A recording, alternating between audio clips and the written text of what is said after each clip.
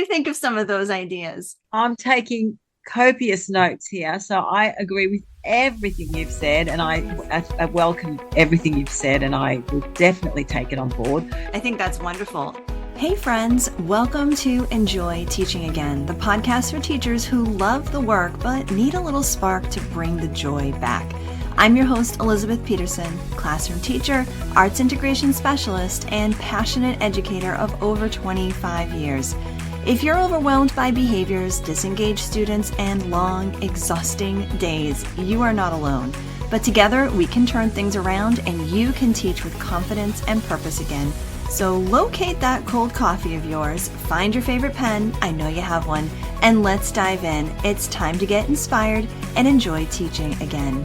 Today, I've got something really special for you, an honest and heartfelt coaching call with Vicki, a casual relief teacher, or a CRT as they say in Australia, and what we call a substitute teacher here in the States.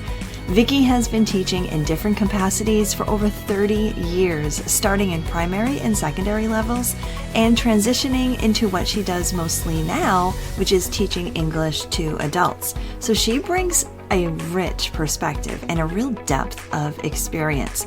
But like so many of us, she's feeling frustrated, especially when it comes to her work as a CRT, dealing with disruptive elementary age students and those attention-seeking behaviors that can just leave us feeling more like crowd control than an educator. What I love most about this conversation is Vicki's openness.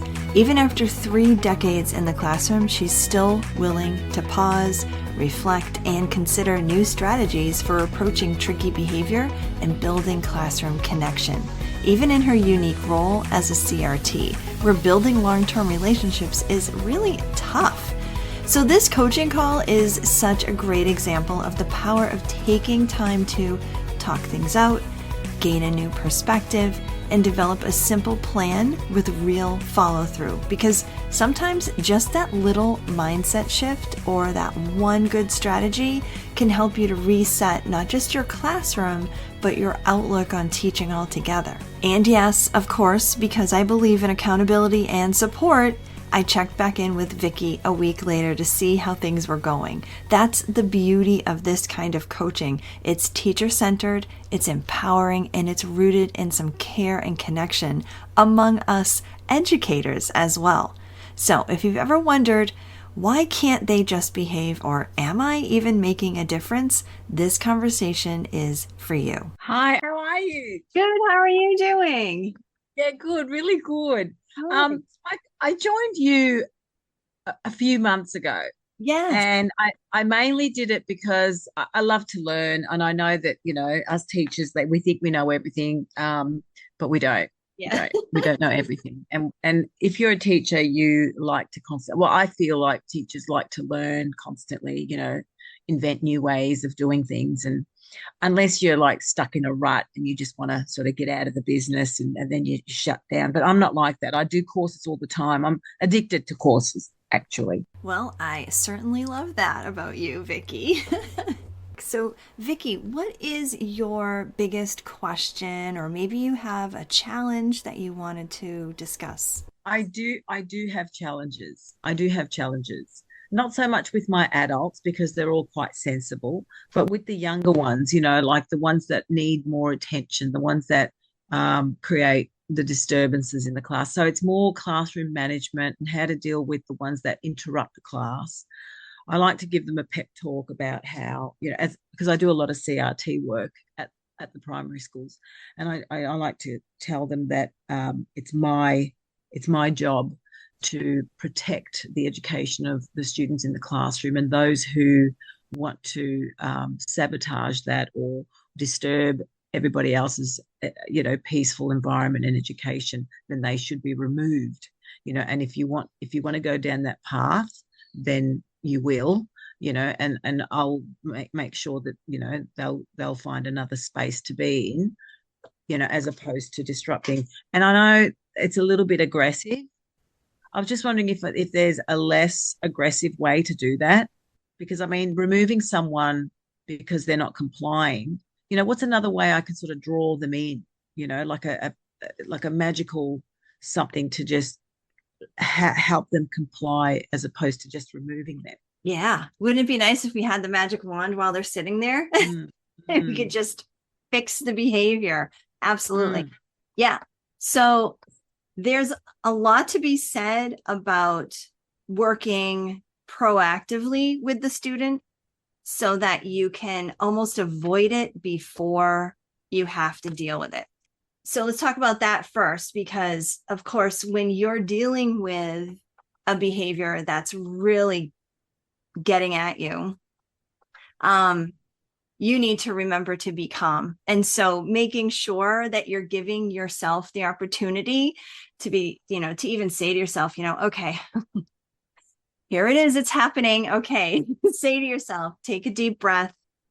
You can do this, and try to remind yourself to come at that situation with some care and compassion, because you know that that student is being a nudge for a reason. And that kid may or may not, but may be doing it just to make you want to scratch that itch, right? And so keeping that in mind and understanding that your calm is going to show your leadership and your authority in the classroom. Okay. And then deal with it as you need to. But there is, like I said, something to be said about being proactive in these situations as well. Now, you mentioned that you do substitute work, right? mm. So you may or may not have dealt with the same kid in the past, or maybe you do. Maybe you see some of the kids again and again, right? But taking that idea of, I'm going to start this off as best I can right from the start, right? So standing at the doorway, greeting all the kids. And let's face it, we know the kids, even if we've never seen them before, we know the kids that may be a little bit of a nudge or a little bit of a challenge as they're walking in. And so taking that opportunity to not only greet each kid as they're coming in, but pinpoint the couple of kids that you think may need a little extra and start a conversation with them.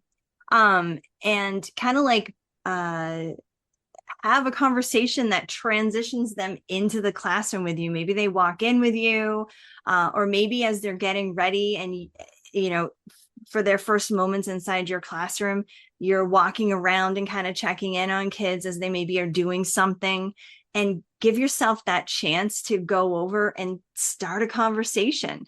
Maybe it's, you compliment something that they have or something that they're writing or something that they're doing well, or asking them a question, how was your last class, or how's your day been going so far? Or, even asking them a little bit about themselves, especially if, you may be just seeing them for the first time.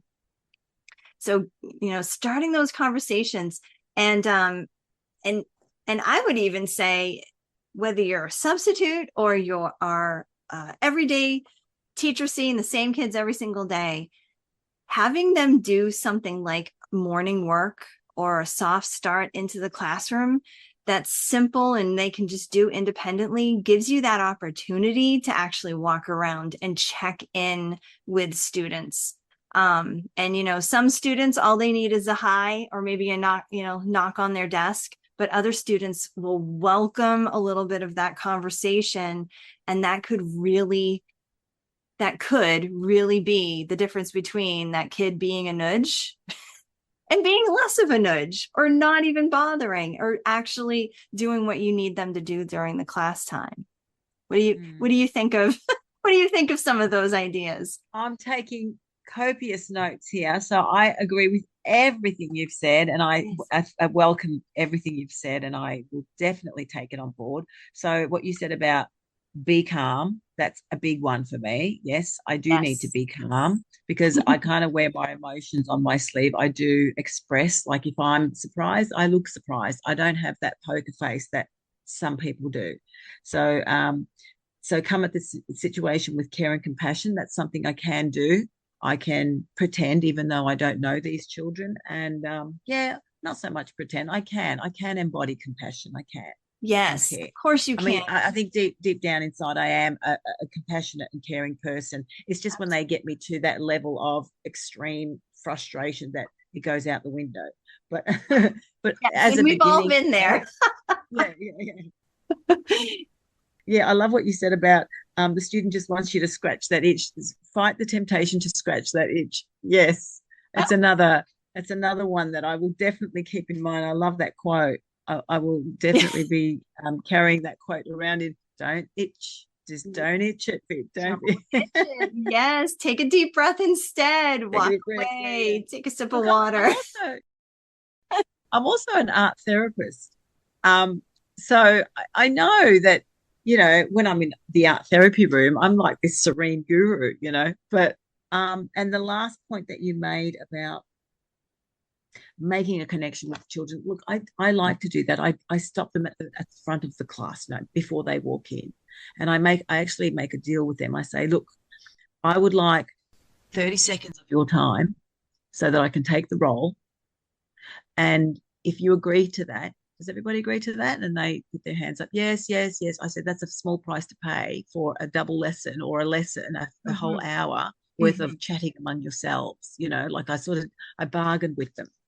So I sort of set the expectation early. And that's something I've just recently learned. And it works because you almost sign an agreement with them. And when they come in the class and they play up, I said, I'm sorry, I thought we had an agreement, just 30 seconds of silence. And that way, somehow they just sort of settle.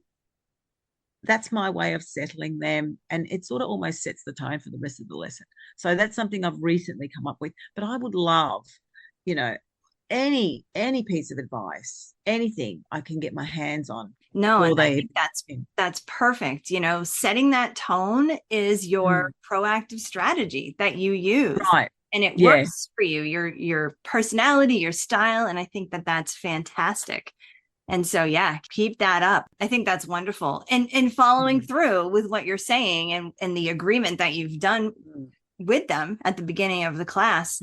And so I really commend you on that one. Thank you. Thank you. But I can keep them coming because I need more. I need more tricks. I need more tricks up my sleeve. Even though I've been teaching for 30 years. This is my 30th year of teaching. Oh, that's amazing. Wonderful.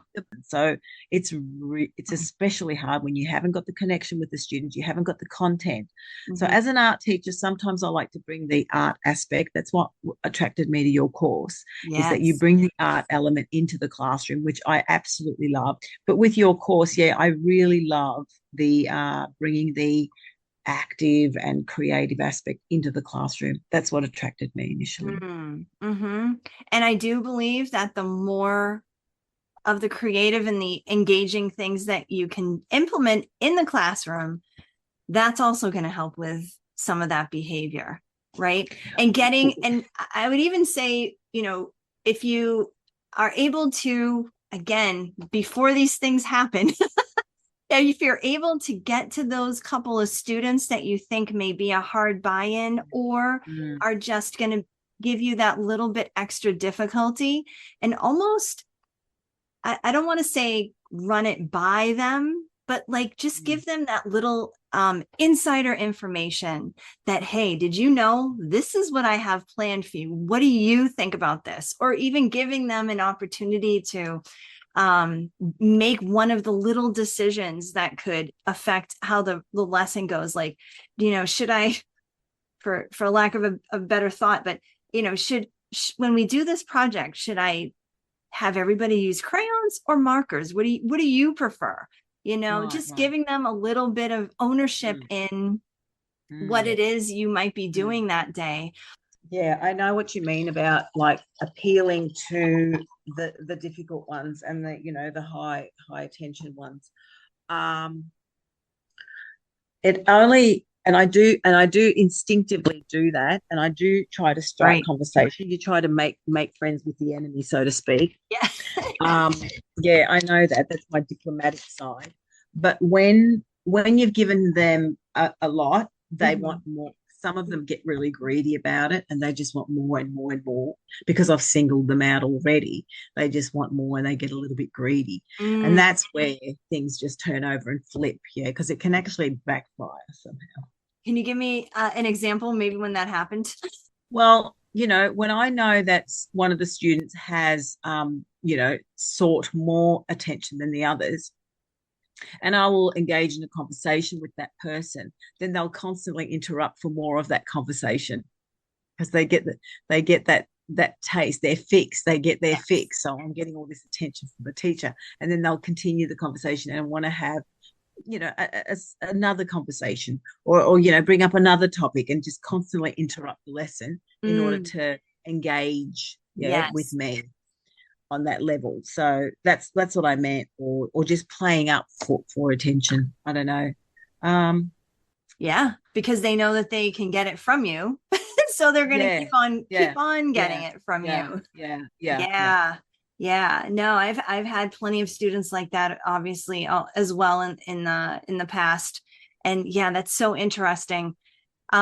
Sometimes I, I don't know if this is appropriate for the age group that you do, but I actually have you probably have seen him in something, my little Splash, Yeah, our little yes, seal yeah, mascot. yeah, right. There was one kid in particular last year that I remember was like that. Oh my goodness. You give him an inch, he wants 100 Mm, miles. yeah, And yeah. so I let him hold on to Splash to kind of be the person who has something a little bit special to kind of get him a little bit off my back, so to speak.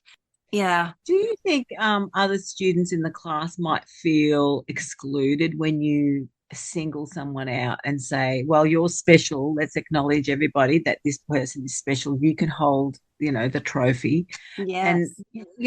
does that make others sink in their seats saying, oh, he's got it, I don't? And that's exactly what I was thinking in the back of my head too, because you Mm, do have, whether it's you're dealing with the disruptive kid and he's taking away from the learning of the other students, or you're showing that little teeny bit of favoritism, that also can be annoying and for the other students. So I'm glad you brought that up. And yeah, I mean, trying to kind of like balance it out. I mean, the only remedy for that is to either, if it's the stuffy, okay, well, we're gonna pass them along, which I've also done that, and maybe put the mm, kid in charge if needed, mm, if he's like mm, really, really hands-on, in charge of passing it. Okay, now so and so, can you give it to this mm, person? That kind of mm, thing. mm, But also, with all those little check-ins and things, and it's just like that constant in the back of your head, keeping in mind, are you connecting with as many of the kids as you can in your time that you have? Yeah, but the connection, yeah, that's my point is how do you connect with 24 students or whatever plus? Mm. I know that is hard. And I remember thinking when I was doing substitute teaching before I got my first job that it was the single hardest job on the face of the planet because Oh of that. God, I'm so glad you agree with me Oh my because it's gosh, so hard, isn't absolutely. it? Yeah, It's very difficult. yeah, yeah. It really does come down to the fact that you aren't able to make that connection. Um, Mm, so, just being able to do the little things. I mean, here's the bottom line, that no matter what, if you're putting your heart into it and you're making the effort to make those little connections, something's happening. There's not a day that goes by that you're not making a difference to someone in some way, whether it's a small way or a big way. Like that kid that came up to you out of nowhere and said, "Hey, miss, do you remember me?" mm. You Yeah, know, yeah, yeah, yeah. those Mm, those are the things that are happening and that we sometimes don't even realize are happening, but they are. And I feel like we need to always remind ourselves that if I've put in a good day, if I've done everything I can, I know I've done something.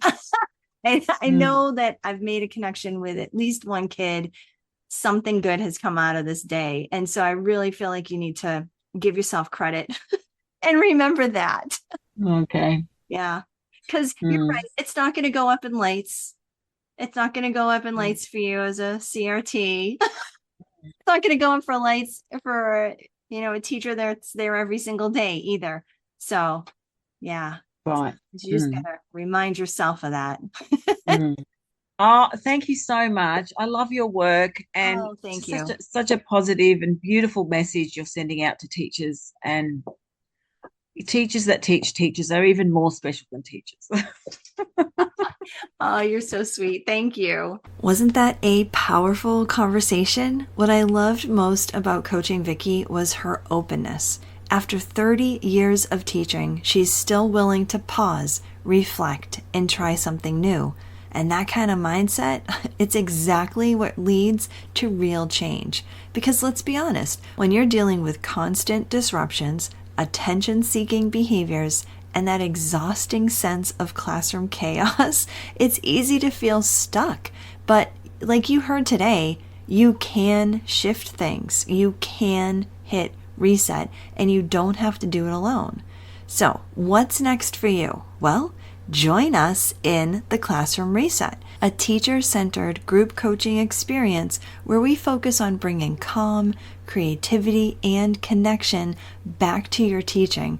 You'll learn simple arts-integrated strategies that help you manage behavior, boost student engagement, and enjoy walking into your classroom again. And you'll get all the benefits of personalized coaching baked right in. This is not a huge overhaul. It's not adding more to what you're already doing. It's a refresh, a renew, a reset that's just for you.